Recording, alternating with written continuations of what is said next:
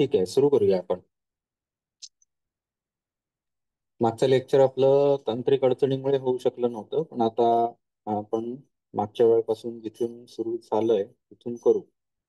आपण काय केलेलं की तिन्ही महाभूतांचं ध्यान हा प्रकार आपण बघितलेला. तुम्ही होतात मॅडम? होतात ना? ठीक आहे. तर हे तिन्ही आपल्या पाचही महाभूतांचं ध्यान केल्यानंतर, धारणा केल्यानंतर मनुष्य कसा होतो याचं वर्णन आता पुढे करतात. तर तो दृढ शरीर हा, हे सगळं तुम्ही लिहून घेतलंत ना? आकाश, पृथ्वी, महाभूत, त्यांची देवता, त्यांचा रंग, कशा पद्धतीत ध्यान करायचं हे सगळं सांगितलेलं आहे. कुठलं त्यांचं बीजाक्षर मंत्र आहे हे सगळं मागच्या लेक्चरमध्ये झालेलं होतं. बरोबर? परिचयावस्था. आता त्याच्या पुढे ही सर्व पंचमहाभूतांची धारणा झाल्यानंतर काय काय होणार? तर ततो दृढ शरीर हा स्यान् मृत्युस्तस्य न विद्यते ब्रह्मणः प्रलयेनापि न सीदती महामती. म्हणजे काय? वज्राप्रमाणे त्याचं शरीर जे आहे ते दृढ होतं. तर तो दृढ शरीर हा, आणि त्याला त्या मृत्यूस्य न विद्यते, त्याचा मृत्यू होत नाही.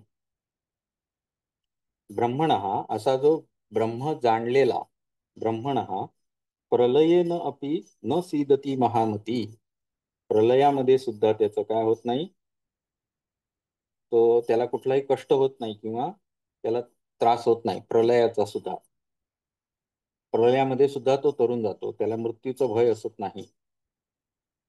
पुढे समभ्यसे तथा ध्यानम घटिका षष्टीमेव च, 6 घटिका अशा पद्धतीत त्याला ध्यान करायला सांगितलेलं आहे. वायुम निरुद्ध च आकाशे देवताम इष्टम दामिती, म्हणजे जर त्यानं 6 तास किंवा 6 घडी तक ध्यान केलं तर प्राणवायूला कुठे रोखायचं आहे, तर आकाशामध्ये,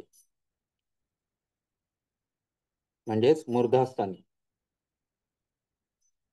आणि देवताम इष्टम, हा, च्या आकाशे देवताम इष्टम दामिती, हा, इष्ट देवतेचं ध्यान करायचं आहे या ठिकाणी. इस प्रकार के ध्यान से सगुणम ध्यानम एतस स्याद अणिमादी गुणप्रदम निर्गुण ध्यानम युक्तस्य समाधिश्च ततो भवेत.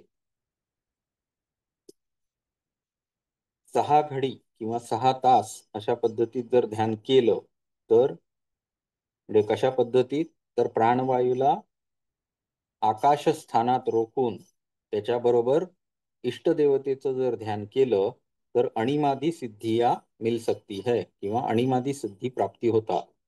आता अणिमादी सिद्धी प्राप्त असलेला कोण होता माहितीतला?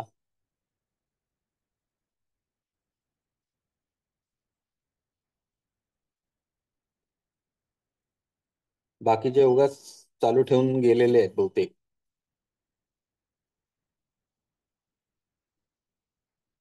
अणिमादी सिद्धी कोणाला प्राप्त होते मॅडम?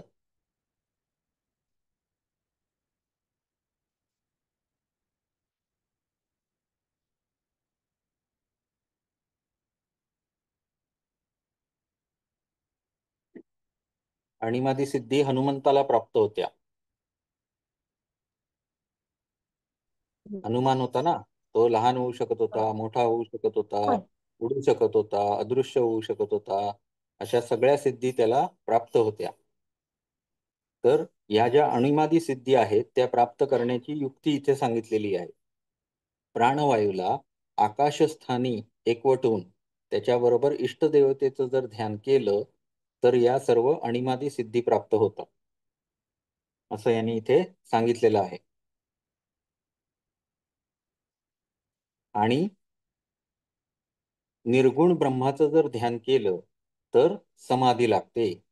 इष्टदेवतेच्या धारणेनं अणिमादी सिद्धी प्राप्त होतात, आणि जर निर्गुण ब्रह्माचं ध्यान केलं तर समाधी प्राप्त होते, असं यांनी इथे सांगितलेलं आहे. पुढे दिनद्वादशकेनैव समाधिं समवाप्नुयात् वायुं निरुध्य मेधावी जीवन्मुक्तो भवत्ययम्. समाधी ही समतावस्था जीवात्म परमात्मनोः.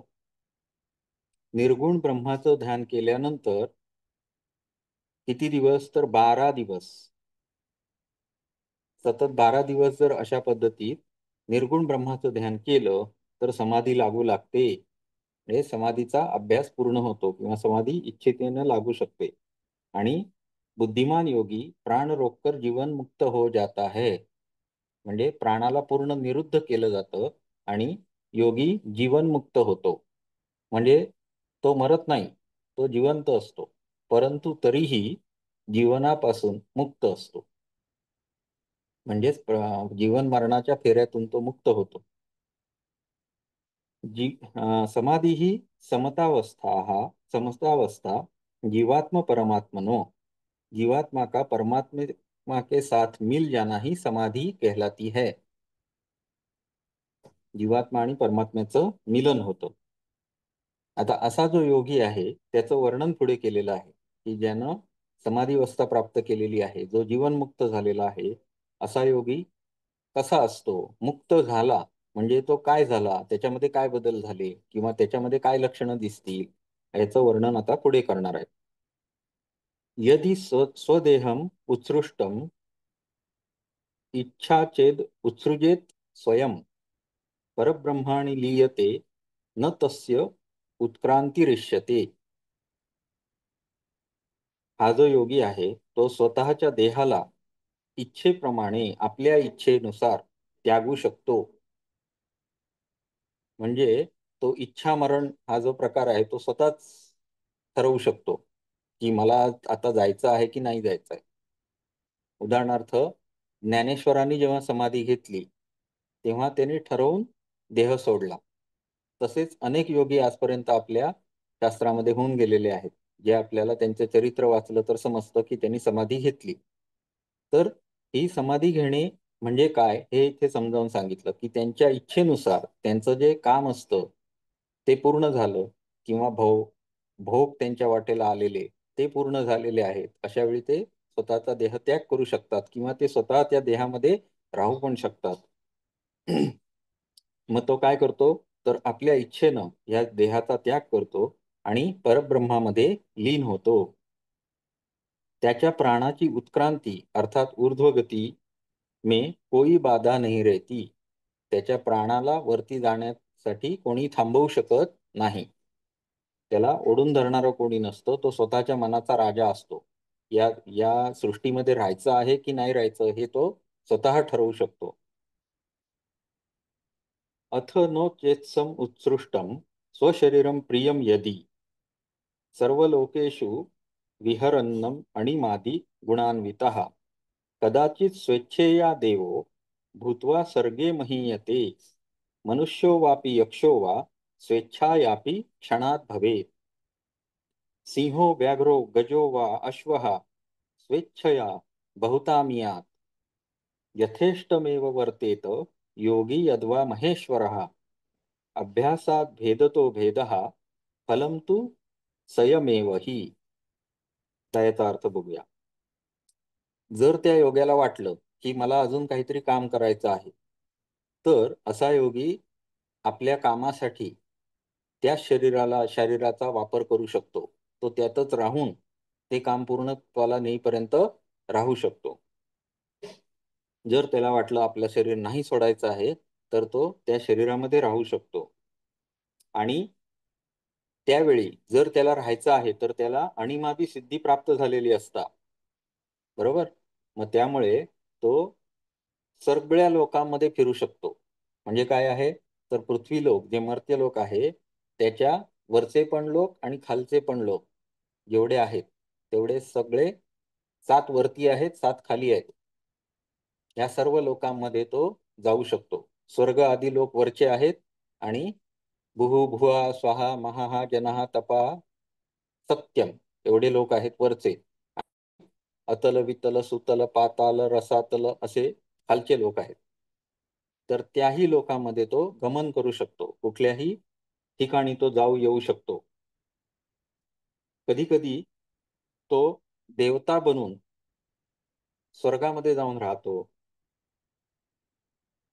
तर कधी क्षणात तो आपल्या इच्छेने मनुष्य, यक्ष, सिंह, वाघ, हत्ती, घोडा एवढं सगळं शरीर यांची सर्वांची शरीरं धारण करून विचरण करू शकतो.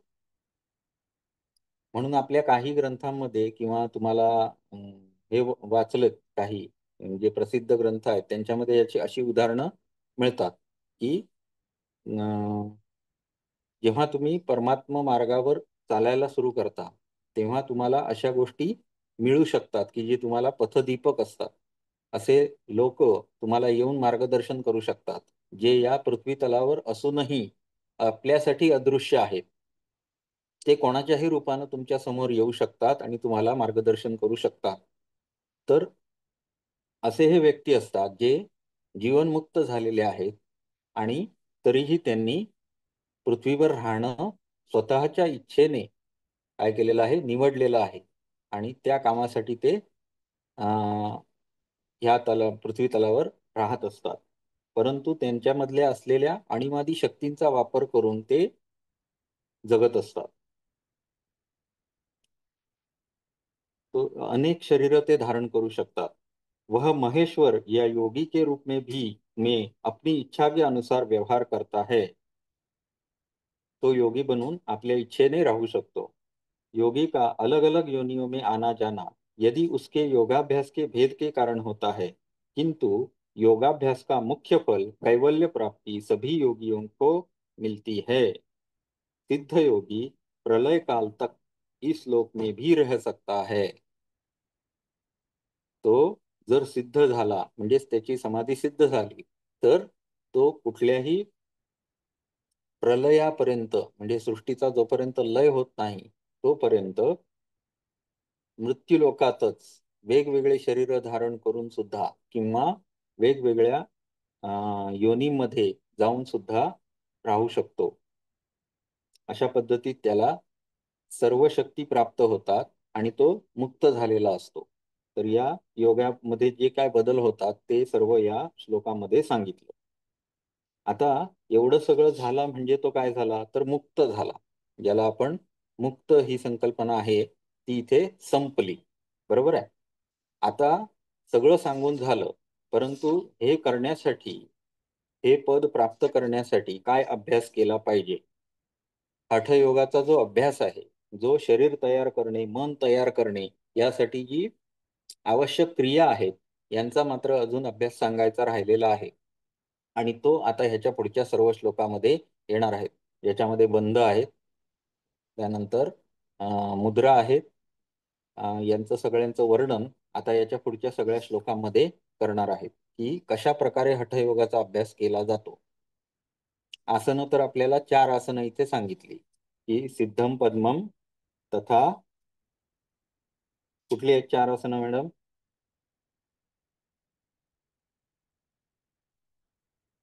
सिद्धम पद्मम तथा सिंहम भद्रम चेती चतुष्टयम. बरोबर ना? होय. सिद्धम पद्मम तथा सिंहम भद्रम चेती चतुष्टयम. 4 आसनं सुरुवातीला सांगितलेली आहेत. सिद्ध आसन, पद्मासन, सिंहासन, भद्रासन ही 4 आसनं आहेत, जी याच्यामध्ये सांगितली.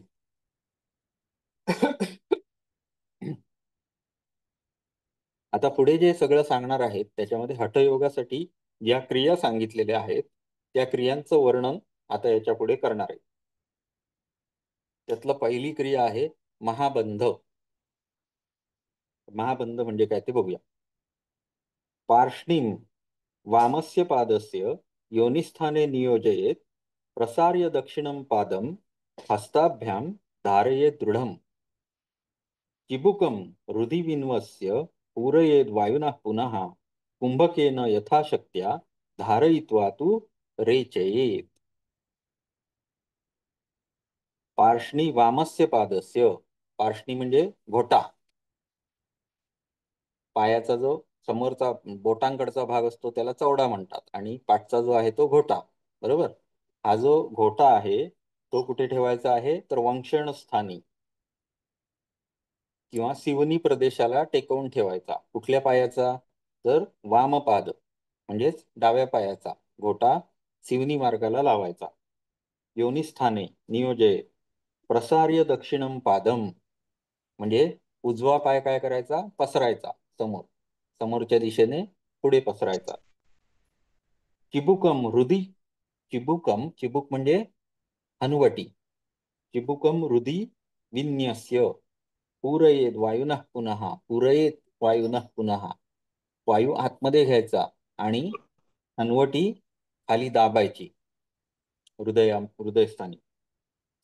आणि काय करायचं तर कुंभकेन यथाशक्तया कुंभक करायचा यथाशक्ती धारयित्वा तू रेचयेत. त्यानंतर म्हणजे यथाशक्ती धारण करून झाल्यानंतर पुन्हा रेचन करायचं. या सर्व क्रियेला काय म्हटलेलं आहे तर महाबंध असं म्हटलेलं आहे. आता इथे डाव्या पायाचा घोटा हे महत्वाची गोष्ट आहे जी सिवनी मार्गाला लावायची. उजवा पाय सरळ ठेवायचा, त्यानंतर हनवटी हृदयस्थानी दाबायची, पण त्याआधी काय करायचं पूरक करायचा. पूरक करून जो वायू आतमध्ये कोंडेल तो यथाशक्ती धारण करायचा, त्याला कुंभक म्हटलेलं आहे. आणि त्यानंतर तो बाहेर सोडायचा ज्याला रेचक म्हटलेला आहे. या सर्व क्रियेला काय काय म्हटलेलं आहे तर महाबंध असं म्हटलेलं आहे. वामांगेन समभ्यस्य दक्षांगेन समभ्यसे म्हणजे डाव्या बाजूनं एकदा केलं म्हणजे डाव्या घोट्यानं आपण एकदा प्रॅक्टिस केली की परत उजव्या घोटाची प्रॅक्टिस करायची. सिवनी मार्गाला उजवा घोटा लावायचा, त्यानंतर डावा पाय सरळ सोडायचा, पूरक करायचा, त्यानंतर जालंधर बंद लावायचा. ह्याला जालंधर बंद असं म्हटलेलं आहे. त्यानंतर यथाशक्ती कुंभक करून हळूहळू पुन्हा रेचक करायचा. ही सर्व प्रक्रिया आपण उजव्या पायानं सुद्धा केली. प्रसारितस्तु यः पादस तद उरुपरी नामयेत अयमेव महाबंध उभयत्रैवमभ्यसेत. हाँ आगे फैले हुए बाएं पैर की जांग पर दूसरा पैर रखना चाहिए. प्रसारितस्तु यह पादम तद ऊपरी नामयेत.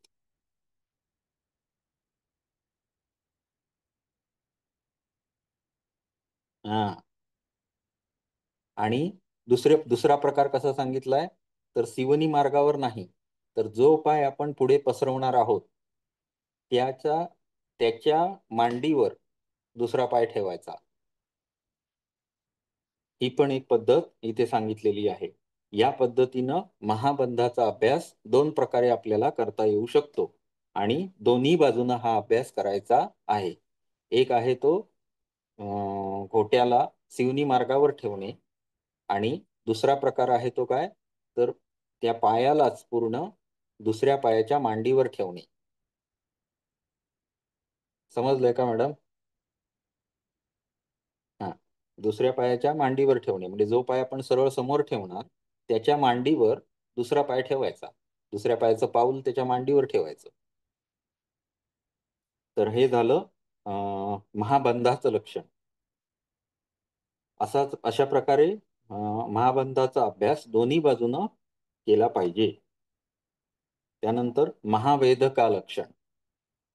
महाबंध स्थितो योगी कृत्वा पूरकमेकधीः वायुनां गतिमावृत्य निभृतं कंठमुद्रया पटद्वयं समाक्रम्य वायुः स्फुरति सत्वरम् अयमेव महावेदः सिद्धैरभ्यस्यते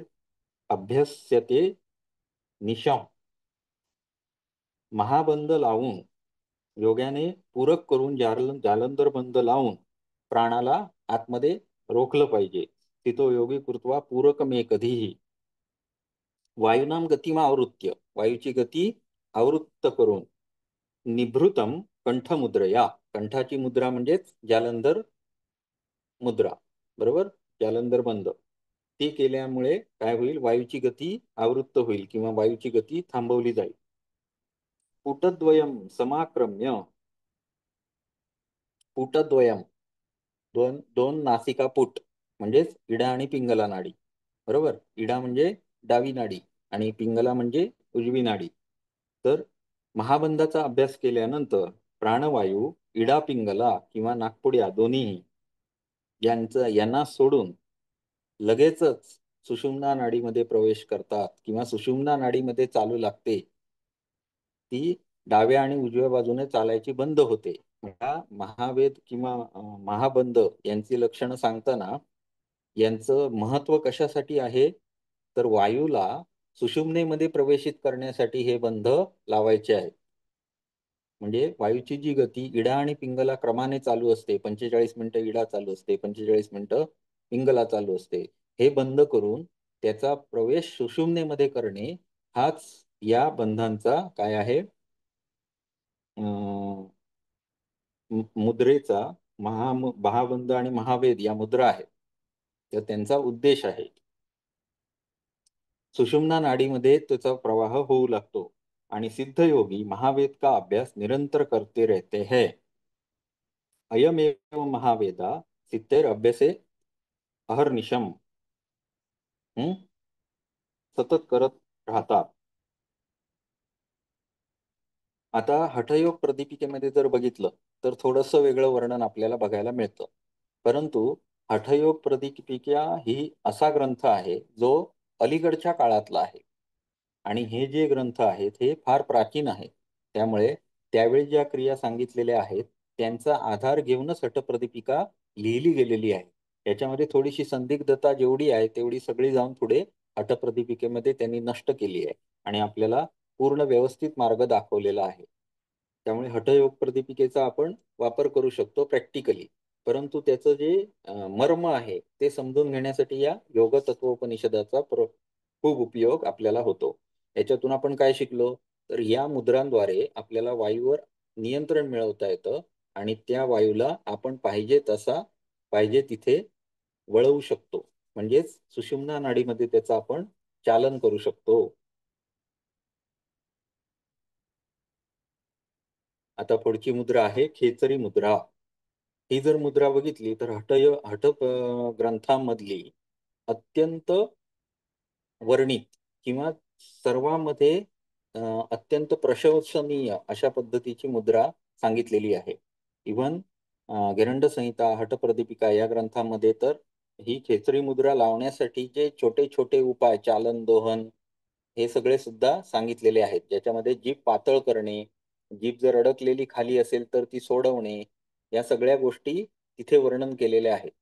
जेणेकरून काय करायचं आहे तर जीभ वरती वळवायची आहे आणि ती आपल्या कपाल कुहरामध्ये, कपाल कोटर अशी जागा सांगितलेली आहे, जे मूर्धास्थान म्हटलं जातं. म्हणजेच नासिकेच्या पाठच्या बाजूला जीभ वळवून आतल्या बाजूनं वर वळवायला सांगितलेली आहे आणि अमृत बिंदूचं पान करायला सांगितलेलं आहे. तर आता ह्याच्यात कसं वर्णन केलं आहे ते आपण बघूया.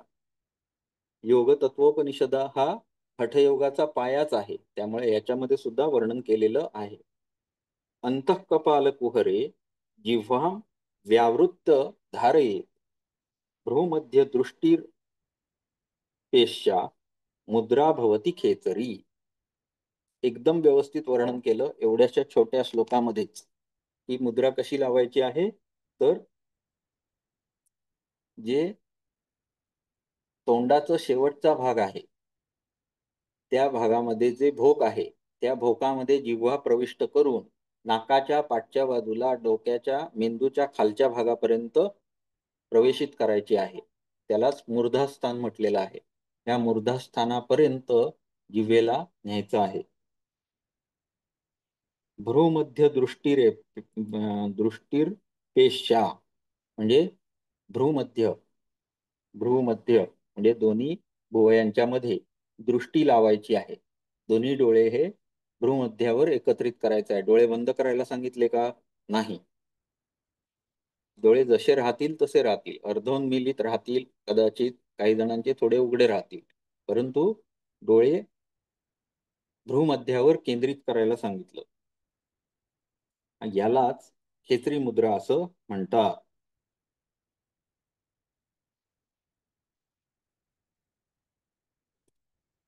पुढे आता जर हठ प्रदीपिकेमध्ये वगैरे ग्रंथ वर्णन बघितलं तर कसं आहे, तर खेचरी मुद्रा ही जीभ अशाच प्रकारे करायला सांगितली, परंतु ती करण्यासाठी जर जिभेची तयारी नसेल तर ती तयारी पण करायला त्यांनी आतमध्ये काही क्रिया सांगितलेल्या आहेत. म्हणजे हातानं जीभ बाहेर ओढणे म्हणजे ती लांब होईल, जेणेकरून ती प्रवेशित होईल कपाल कुहरामध्ये. तसंच त्यांची जीभ खाली अडकलेली आहे त्याला तिथून कापून सोडवायला सांगितली. छेदन, दोहन, चालन अशा पद्धतीत त्याचे प्रकार सांगितले. त्याला तुपानं, मधानं अशा पद्धतीत ओढायला सांगितली ती जीभ आणि त्याच्यानंतर ती कपालकुहरामध्ये प्रवेशित करायला सांगितली. तर हे का करायचं आहे? हे पण हठप्रदीपिकेमध्ये सांगितलं आणि याही ग्रंथामध्ये सांगितलेलं आहे. परंतु सुरुवातीला. आता हे प्रक्षिप्य म्हणजे काय म्हणतात त्याला समजायला कठीण असतात. ही उपनिषदं त्याचं उदाहरण इथे येतं, की इथे खेचरी मुद्रा कशी करायची हे सांगितलं. परंतु त्याचा कशासाठी करायचा आहे, हे सांगताना मात्र त्यांनी कुठल्या अलीकडच्या श्लोकामध्ये हठावस्थेमध्ये सांगितलं, की बिंदू क्षय होऊ द्यायचा नाही. बिंदू क्षय हा 2 प्रकारचा आहे. एक ऊर्ध्व बिंदू क्षय आणि दुसरा आहे तो अधोबिंदू क्षय. ऊर्ध्व बिंदू क्षय हा जो सांगितला तो मूर्धास्थानातून सतत स्त्रवत होणारा जो अमृत बिंदू आहे, त्याचं क्षरण होणे. मूर्धास्थानामधून सतत काय होत असतो? अमृत बिंदूचा स्त्राव होत असतो.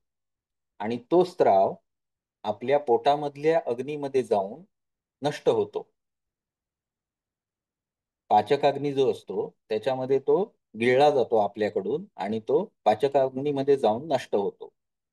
त्याचं धारण करणे, तो नष्ट न होऊ देणे, ही क्रिया करण्यासाठी खेचरी मुद्रा आवश्यक आहे असं सांगितलेलं आहे.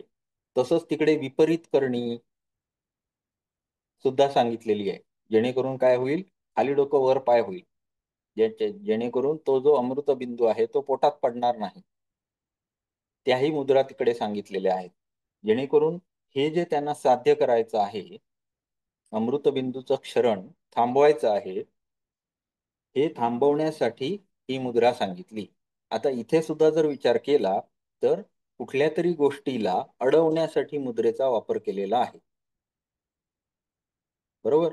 जसं मागच्या 2 मुद्रांमध्ये वायू कुंभक करण्यासाठी, वायूला अडवण्यासाठी जालंधर मुद्रा सांगितली, महावेद, महाबंध मुद्रा सांगितल्या. तसं इथे जर बघितलं तर काय सांगितलं? तर अमृत बिंदूचा क्षय रोखण्यासाठी ही खेचरी मुद्रा सांगितली. आणि ह्या अमृत बिंदूचं पान करायला तिथे सांगितलेलं आहे. जिभेला त्याचा मग रस, चव कशी लागते वगैरे सर्वांचं वर्णन आपल्याला हठप्रदीपिकेमध्ये बघायला मिळतं. ठीक आहे. आता बंध काय आहेत बघू. बंध म्हणजे बांधणे, म्हणजे अडवणे. बरोबर? उदाहरणार्थ समजा एका शेतामध्ये पाणी जात आहे. जर बंध नसेल तर ते काय होईल? वाहून जाईल आणि दुसऱ्या शेतात जाईल. बरोबर आहे? मग त्याला अडवण्यासाठी जो घातला जातो तो बांध आहे. बरोबर? मग शरीरामध्ये अशी कुठली गोष्ट आहे जी चल आहे किंवा इकडून तिकडे जाते? शरीरामध्ये एकमेव चल गोष्ट आहे ती म्हणजे वायू. बरोबर आहे? शरीरामध्ये कुठलीही गोष्ट जेव्हा चल आहे असं आपण म्हणतो तेव्हा त्याचं कारणीभूत असलेला गोष्ट कुठली आहे तर वायू आहे. मग त्या वायूला बंधन घालणे किंवा त्याला अडवणे याच्यासाठी जे वापरले जातात ते हे सगळे बंध आहेत. मग त्या बंधांचं आपण आता वर्णन बघणार आहोत. त्यातला पहिला बंध आहे तो म्हणजे जालंधर बंध. हा बंध आपल्याला सगळ्यांना माहिती असतो. तुमचं झालंय ना मॅडम, शिल्पा मॅडम, थोडंसं काहीतरी या योगाचं झालं असेल ना सुरुवातीला. हम्म. हे तेवढं काही कठीण नाही आहेत गोष्टी. तर कंठम आकुंच हृदये स्थापये दृढया धिया बंधो जालंधराख्योयम मृत्युमातंग केसरी. आता हे वर्णन केलेलं आहे. कशाचं? जालंधर बंधाचं. जालंधरानं काय करायचं आहे तर कंठात ओढून, म्हणजे नुसतं नाही, कंठ ओढायचा आहे आतमधल्या बाजूनं आणि मग काय करायचं आहे कंठकूपामध्ये ही जी हनवटी आहे ती स्थापयेत, तिथे स्थापन करायची आहे. कंठ आतमधल्या बाजूला ओढायचा आहे आणि हनवटी जी आहे ती कंठकूपामध्ये स्थापित करायची आहे जोरदार. यामुळे काय होईल? बंधो जालंधराख्योयम मृत्यू मातंग केसरी, याला जालंधर बंध असं म्हणतात. आणि याने काय होईल? तर मृत्यू सुद्धा दूर राहतो.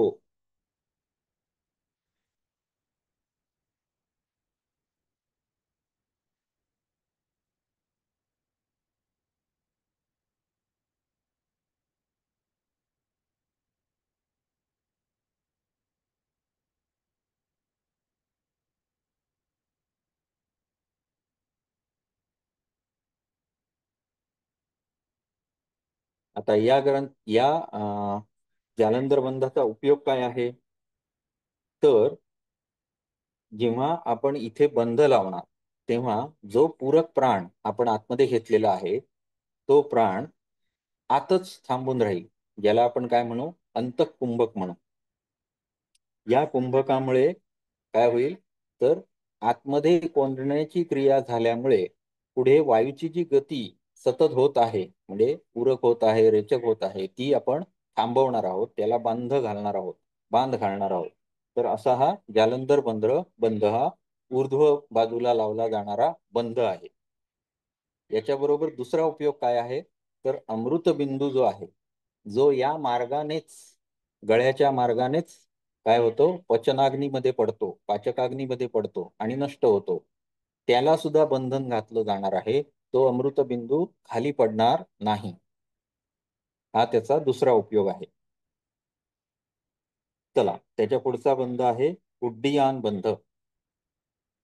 बंधो येन सुषुम्नायाम प्राणस्तु उड्डीयते यतः उड्ड्याणाख्यो हि बंधोयम योगिभिः समुदाहृतः. उड्डीयान बंध लावल्यामुळे इडा आणि पिंगला नाड्यामध्ये असलेला प्राणवायू सुषुम्ना नाडीमध्ये प्रविष्ट होतो. म्हणून योगाने उड्डीयान बंध लावावा. आता इथे उड्डयनाची क्रिया सांगितली नाही, पण आपल्याला हठयोग ग्रंथामध्ये आपल्याला ही क्रिया बघायला मिळते. आता ही क्रिया कशी आहे? तर जो आपण सुरुवातीला जालंधर बंध लावला त्यावेळी काय केलेलं होतं? तर पूरक केलेला होता आणि त्या पूरकानं वायू आतमध्ये कोंडलेला होता.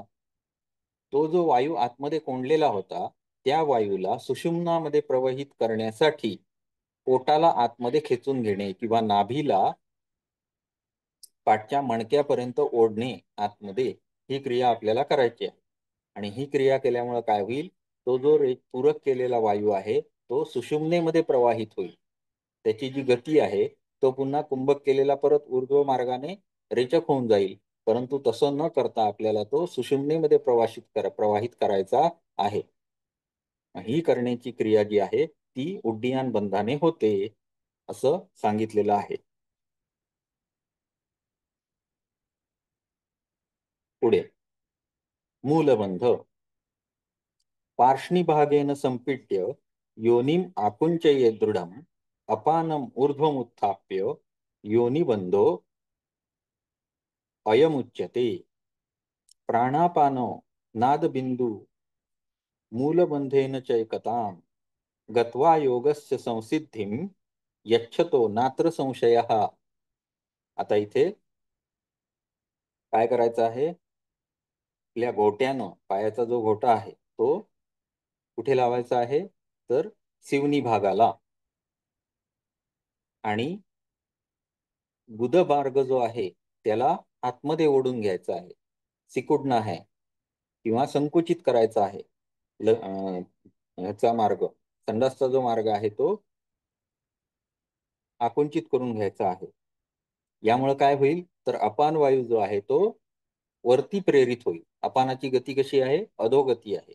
अपान हा मूलतः स्वभावतः अधोमार्गी आहे. परंतु जेव्हा आपण मूलबंध लावणार तेव्हा अपानाची गती ऊर्ध्व होणार आहे. आणि त्या ऊर्ध्व गतीमुळे काय होईल? तर अधोगतीला आपण जो प्राण लावलेला आहे, कुंभक केलेला आहे, त्याच्यामध्ये हा अपान सुद्धा मिक्स होईल आणि तो उड्डीयान बंधाच्या आधारे काय होईल? सुषुम्नेमध्ये प्रवाहित होईल. त्यामुळे हे जे दोन मुख्य वायू आहेत, प्राण आणि अपान, यांना एकत्रीकरणाची क्रिया ही सुद्धा हठयोगामध्ये महत्वाची रोल आहे या क्रियेचा. त्यामुळे ह्या तिन्ही बंधांचा अभ्यास हा योग्यानं सतत केला पाहिजे, म्हणून हे तिन्ही बंध इथे सांगितलेले आहेत.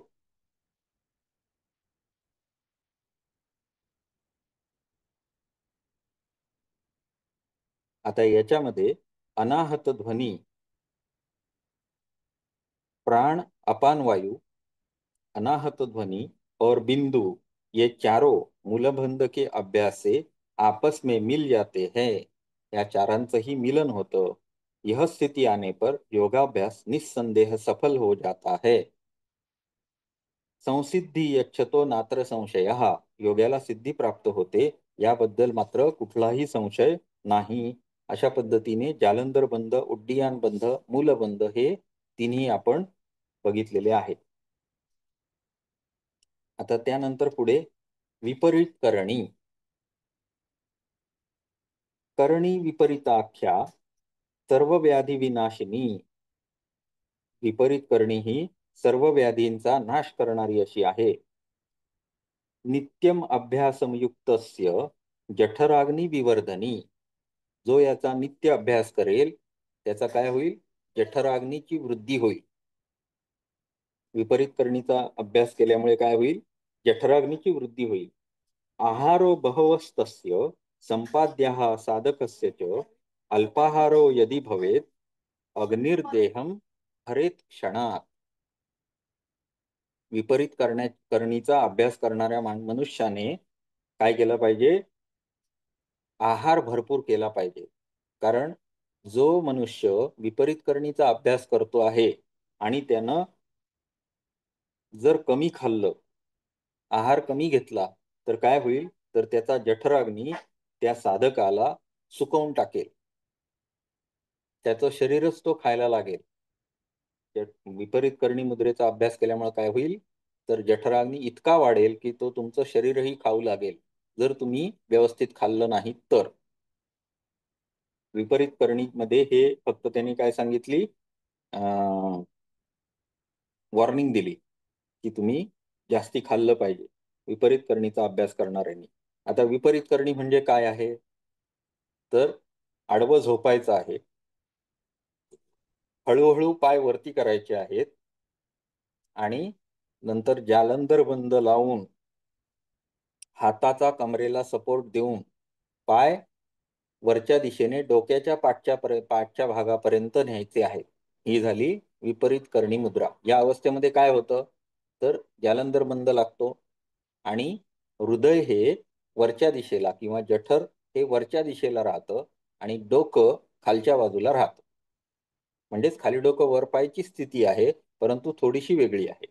या स्थितीमध्ये काय होईल? तर बिंदू जो आहे, अमृत बिंदू वरचा, तो बिंदू क्षरण होत नाही. कारण का? तर तो खालच्या बाजूला राहिला, जठराग्नी वरच्या बाजूला राहिला. त्यामुळे तो क्षरण होऊन नाश होण्याचा कुठलाच संपर्क येणार नाही. आता ही उलटी क्रिया केल्यामुळे काय होतं? तर जठराग्नी मात्र विवर्धित होतो. अशा योग्यानं खाण्यामध्ये जास्ती खाणं खायला सांगितलेलं आहे. हे पण आपल्याला हठयोगाच्या ग्रंथामध्ये बघायला मिळतं. आता याचं वर्णन. अधशिर ऊर्ध्वपादः क्षणं स्यात् प्रथमे दिने क्षणात् तु किंचित अधिकम अभ्यसेत तु दिने दिने. काय करायचं? तर शिर अध म्हणजे खालच्या दिशेने आणि पाय वरती अशा दिशेने पहिल्यांदी काही क्षण राहायचं आणि दर दिवशी थोड्या थोड्या क्रमाने हा अभ्यास वाढवत जायचा. हळूहळू अभ्यास करून याच्यामध्ये प्रगती करायची आहे. एकाच दिवशी सगळं जास्ती करण्याचा प्रयत्न करायचा नाही. आता ही विपरीत करणे केल्यामुळं काय फायदा होईल?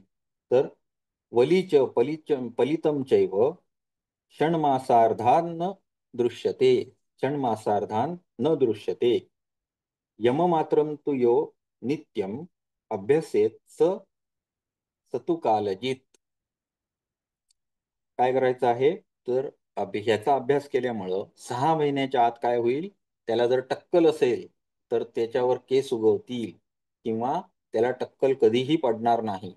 आणि दुसरं काय होईल, ज्याचे केस पांढरे असतील ते सुद्धा केस काळे करण्याची क्षमता या विपरीत करणीमध्ये आहे, असं इथे सांगितलेलं आहे. आणि जो साधक प्रतिदिन म्हणजे रोज एक प्रहर तक विपरीत करणी करता है वह मृत्यू को भगा देता है, म्हणजे तो मृत्यूवर सुद्धा विजय मिळवू शकतो, असं इथे सांगितलेलं आहे. विपरीत करणीचा फायदा सांगितला. आता त्यानंतर हे झालं आपल्यासाठी ज्या योगिक क्रिया आहेत त्या. आता काही क्रिया ह्या वाममार्गीयांसाठी सुद्धा सांगितलेल्या आहेत. जे तांत्रिक असतात त्यांच्यासाठी सुद्धा योग मार्ग अवेलेबल आहे. सर्व अ, लोकांसाठी योग हा सर्वांसाठी आहे. तो कोणीही करू शकतो. मग तो समजा वाममार्गी असेल, तरी सुद्धा त्याला योगाभ्यास करण्याची मुभा इथे दिलेली आहे. आणि हे सांगताना सुरुवातीला जसं मी वर्णन केलं, की ऊर्ध्वबिंदू हा मूर्धा स्थानातून क्षरित होत असतो. त्याला थांबवणे ही जी प्रक्रिया आहे, यामध्ये दक्षिण मार्गाचे जे लोक आहेत, ते लोक सहभाग घेतात. आणि जे वाममार्गी आहेत त्यांच्यासाठी म्हणून अधोबिंदूचं क्षरण कसं थांबवायचं याचा अभ्यास करणे हा सुद्धा योगमार्गाचा एक मार्ग म्हणून बघितलेला आहे. आणि यासाठी दोन क्रिया इथे सांगितलेल्या आहेत. एक म्हणजे वज्रोली आणि दुसरी अमरोली. या दोन क्रिया आपण आता काय आहेत ते बघू. वज्रोलीम अभ्यसेद्यस्तु सयोगी सिद्धिभाजनम लभ्यते यदि तस्यैव योगसिद्धिः करे स्थिता अतितानागतम वेत्ती खेचरीच भवे ध्रुवम.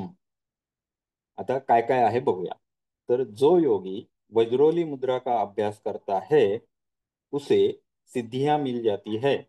वह भूतकाल की और भविष्य में होने वाली घटनाओं को जान लेता है और उसे खेचरी भी सिद्ध हो जाती है। जो ऊर्ध्वबिंदूचा क्षरण थांबवू शकतो तो अधोबिंदूवरही विजय मिळवू शकतो आणि जो अधोबिंदूचं क्षरण थांबवू शकतो तो ऊर्ध्वबिंदूवरही नियंत्रण मिळवू शकतो. अशा पद्धती तिथे वर्णन बघायला मिळतं. आता हे अधोबिंदूचं काय गती आहे, वज्रोली मुद्रा कशी सांगितलेली आहे, हठयोग प्रदीपिकेमध्ये सुद्धा याचं वर्णन आपल्याला बघायला मिळतं. यामध्ये काय आहे तर वीर्यस्खलनाचं मार्ग अवरुद्ध करणे हा याचा बेसिक मुद्दा आहे. मूळ मुद्दा इथून सुरुवात होतो. आणि अभ्यास कसा करायचा आहे तर ज्या वीर्याला अपान वायूच्या द्वारे बाहेर प्रेरित केलं जातं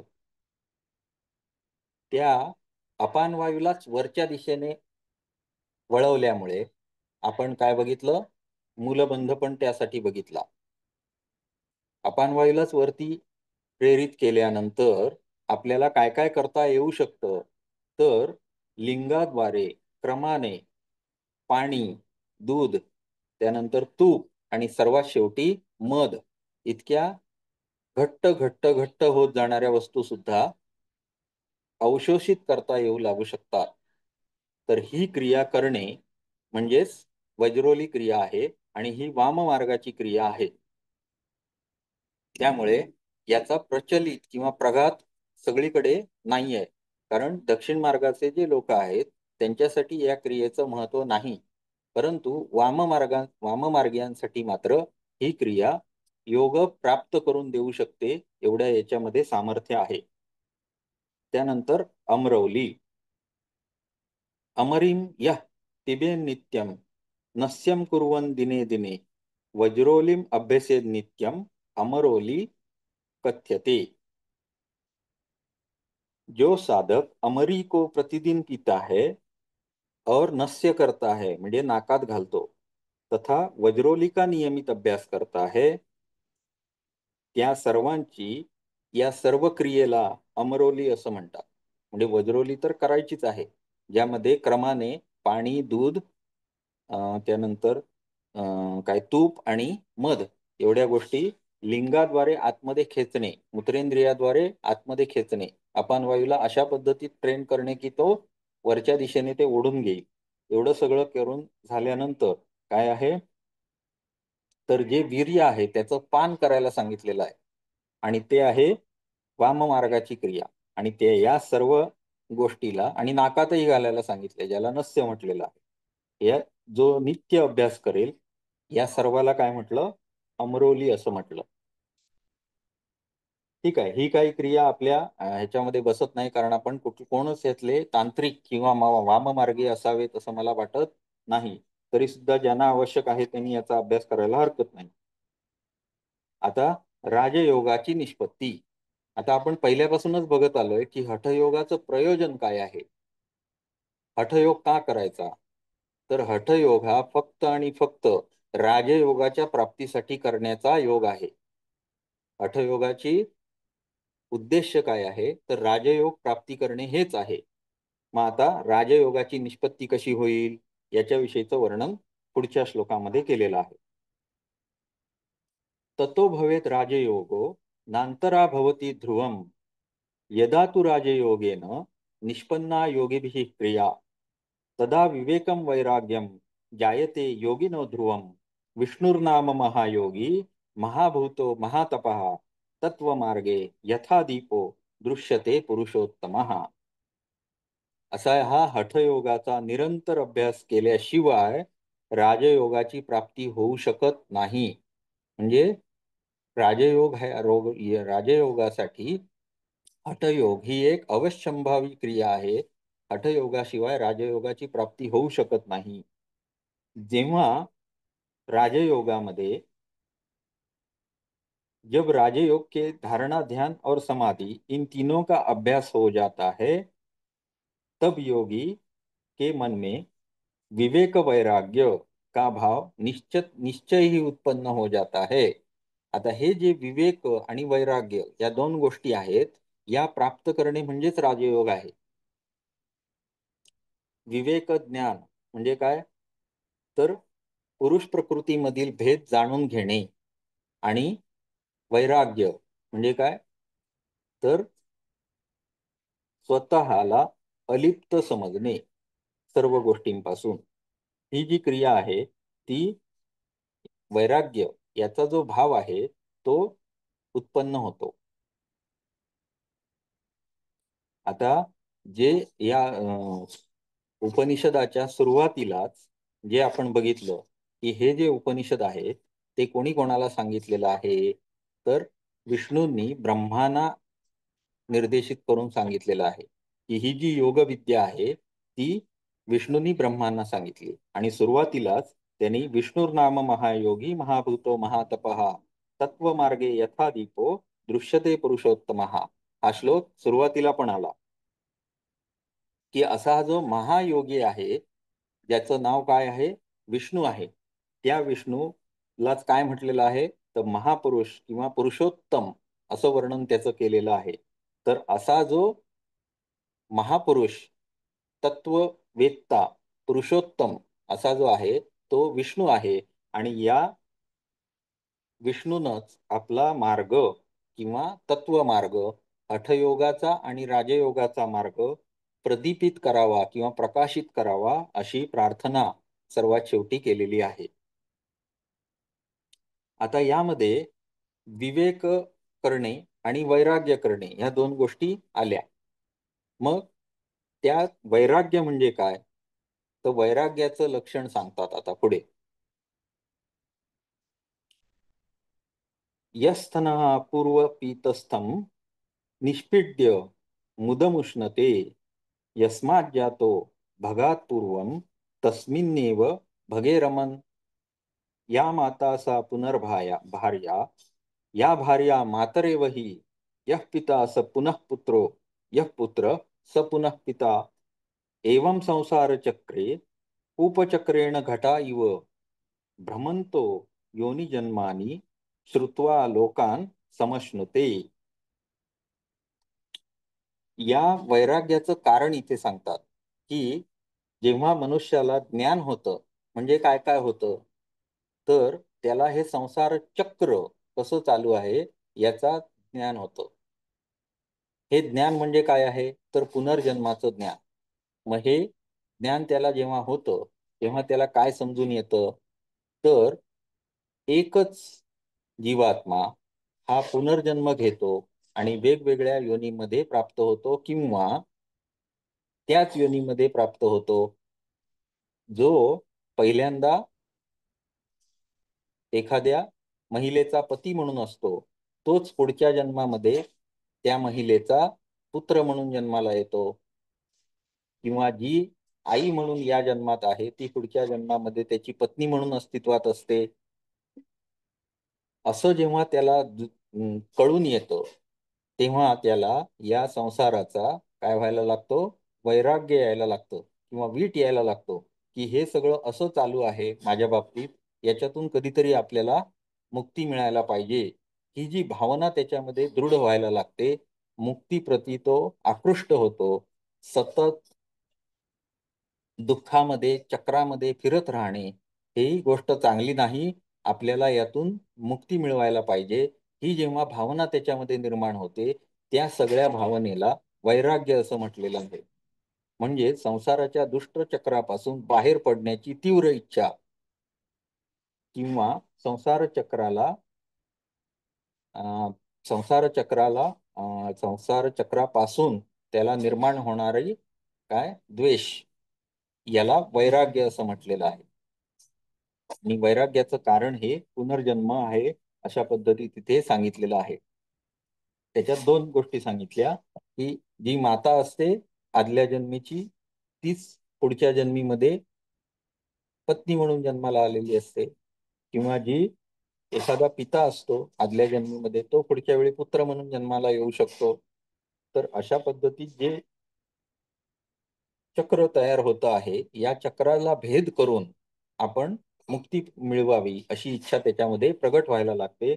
हे वैराग्याचं कारण आहे, असं इथे समजावून सांगितलेलं आहे. पुढे आता हे प्राप्त करण्यासाठी काय करावं लागेल? तर आपल्याला हे आता चक्र भेदायचं आहे. मग भेदायचं आहे तर मग काय करायला लागेल? तर प्रणवाची उपासना करायलाही इथे सांगितली. जसं हठयोगा राजयोगाचा प्रदीपित करतो किंवा अ, राजयोगाला प्राप्त करण्यासाठी हठयोगाची आवश्यकता आहे. तसं या सर्व क्रिया किंवा त्यामध्ये उपकारक ठरणारा किंवा मार्ग प्रशस्त करणारा अशा पद्धतीत प्रणवाची उपासना ही सर्व उपनिषदामध्ये आपल्याला सांगितलेली आढळते. या जन्ममृत्यूच्या चक्रातून जर आपल्याला सुटायचं असेल, तर प्रणवाची उपासना ही महत्वाची आहे आणि त्याचं महत्व सर्व उपनिषदामध्ये आपल्याला केलेलं दिसतं. आपण अमृतनाद उपनिषदामध्ये सुद्धा प्रणव किंवा ब्रह्म या सर्व गोष्टी सुरुवातीला बघितलेल्या होत्या. तसंच या उपनिषदाच्या शेवटच्या भागामध्ये हे प्रणवाचं उपासना किंवा प्रणवाविषयीचं सांगितलेलं आहे. त्रयो लोकास त्रयो वेदात तिंस्त्र संध्या स्त्रयः स्वराः त्रयो अग्नयश्च त्रिगुणाः स्थिता सर्वे त्रयाक्षरे. त्रयाक्ष त्रया त्रयाणाम अक्षराणाम च योधिते अपि अर्धमक्षरम तेन सर्वमिदं प्रोक्तम तत्सत्यम तत्परम पदम. यांनी श्लोक अतिशय सुंदर दिलेला आहे हा. या श्लोकाचा अर्थ फार गहन आहे, की त्रयोलोका म्हणजे पृथ्वी, अंतरिक्ष आणि मृत्यूलोक, हे तिन्ही लोक. त्यानंतर वेदास्तिस्त्र, सुरुवातीला तीनच वेद होते, त्यानंतर चौथा वेद घातला गेला असं म्हटलं जातं. तर हे जे तीन योग आहे, वेद आहेत, त्याच्यामधले ऋग्वेद, यजुर्वेद आणि सामवेद, सर्वात शेवटचा जो अथर्व वेद आहे हा नंतर निर्माण केला गेला असं म्हटलं जातं. ते या कारणामुळे, कारण याच्यामध्ये उपनिषद असूनही याच्यामध्ये तीनच वेदांचं वर्णन आहे बघा. तीन लोक, तीन वेद झाले. त्यानंतर तिन्ही काळ, तीन काळ कुठचे आहेत, तर प्रातःकाळ, सायंकाळ आणि मध्यान्ह, हे तीनही काळ. त्यानंतर तीनही स्वर, तीनही स्वर म्हणजे काय, तर ऱ्हस्व, दीर्घ आणि प्लुत, हे तीनही स्वर. त्यानंतर अग्नी, तीनही अग्नीचे तीन प्रकार पडतात. एक म्हणजे गार्हस्पत्य, दुसरा अहवनीय आणि तिसरा वैश्वानर, हे तीनही अग्नी. त्यानंतर 3 गुण, सत्व, रज आणि तम, हे तीनही गुण, हे सगळे पदार्थ जे आहेत हे प्रणवाच्या 3च अक्षरामध्ये समावलेले आहेत. अ, उ आणि म या 3 अक्षरांमध्ये हे सर्व 3 गोष्टी ज्या आहेत सांगितल्या मगासपासून या सर्व गोष्टी एकाच प्रणवाच्या 3ही अक्षरांमध्ये समाविष्ट आहेत. आणि प्रणवाच्या या 3 अक्षरांमध्ये ज्ञानी पुरुषाने, अर्थात जो योगी हठयोग राजयोग सिद्ध करतो आहे, त्यानं काय करावं? ईश्वराच्या अर्ध्या अक्षराला अथवा उसके विराट रूप में एक अंश को भी देख लेता है तो वह भली भांति समझ लेता है कि उसी ब्रह्म में यह सारी सृष्टि लोक लोकांतर सभी कुछ समाया हुआ है.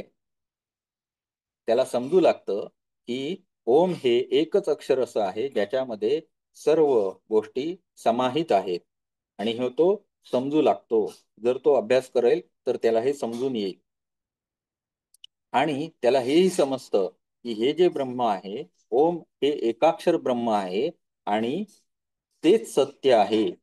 म्हणजेच जे आपल्या सर्व दर्शनशास्त्राचा विषय आहे त्यामध्ये काय सांगितलेलं आहे, तर जेवढं मूळ तत्व आहे तेवढ्या मूळ तत्वाला सर्व तत्वांचा मूळ तत्व म्हणून आपण ब्रह्मतत्वाला बघतो. आणि ते ब्रह्मतत्व म्हणजेच ओम हे अक्षर आहे. त्याचं वाच्य शब्द म्हणून आपण त्याला योग दर्शनामध्ये सुद्धा पुढे बघणार आहोत. संसार के धन संपत्ति ऐश्वर्य भोग सभी कुछ झूठे है, अस्थाई है और मोह में डालने वाले है. वह ब्रह्म ही परम पद है, अर्थात आत्मा का चरम लक्ष्य है. उस ब्रह्म का साक्षात करके प्राणी मुक्त हो जाता है. त्या ब्रह्माचा साक्षात्कार करण्यासाठी या ओम या अक्षराची किंवा प्रणवाची साधना करायला इथे सांगितली. आणि त्या साधनेच्या आधारे मनुष्य काय करू शकतो, तर या अस्थायी जगापासून किंवा मोहापासून किंवा दुःखापासून निवृत्त होतो कायमस्वरूपी आणि परमपद अनुभवू शकतो. तर हे ब्रह्मपद प्राप्त करण्यासाठी प्रणवोपासना किंवा प्रणव साधना करायला इथे सांगितले आहे. पुष्पमध्ये यथा गंधः, पयोमध्ये मध्ये यथा घृतम, तिलमध्ये यथा तैलम, पाषाणेष्विव कांचनम, हृदिस्थाने स्थितं पद्मम, तस्य वक्त्रम अधोमुखम. आता हा दुसरा विषय चालू झाला. आपण हा विषय उद्या हाताळू. आज आपण इथे थांबूया. आपण कुठपर्यंत आलो, तर प्रणवोपासनापर्यंत आलेलो आहोत. आता आपलं थोडंसंच उरलंय. उद्याच्या लेक्चरमध्ये आपलं हे संपेल आणि आपण दुसरं उपनिषद चालू करू. हरिओम.